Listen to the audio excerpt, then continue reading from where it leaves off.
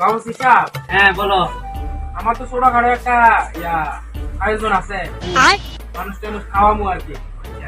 তবে এটার জন্য তো আপনার কিছু লাগবো, এস্টিমেট লাগবে। হ্যাঁ একটা এস্টিমেট দিবেন আর কি আপনি আজকে। আচ্ছা তাহলে এস্টিমেট লেখো, কয়জন মানুষের এস্টিমেট? যেমন ধরেন 20-25 জন এরকম। হ্যাঁ। আচ্ছা তাহলে লেখো। চাল কয় কেজি লাগবে? চাউল 1.5 মণ লেখো। চাউল 1.5 মণ। বলো। পেঁয়াজ পেঁয়াজ 150 কেজি লেখো। 150 কেজি। তারপরে রসুন কত লাগবে? রসুন 2.5 মণ লেখো। 2.5 মণ। তারপরে আদা রসুন মশলা পাতি কত লাগবে? এটা এগুলা ঠাউয়া 150 কেজি লিখে এলো। ঠাউয়া 150 কেজি লিখে এলো। ये सब क्या देखना पड़ रहा है? अच्छा है मैं अंधा हूँ।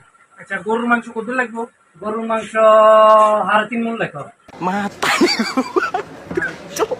মুরগা রোস্ট করবে না, কটা লাগবে মুরগা? মুরগা লোক তো 30 জন। হ্যাঁ 250 পিস লেখো।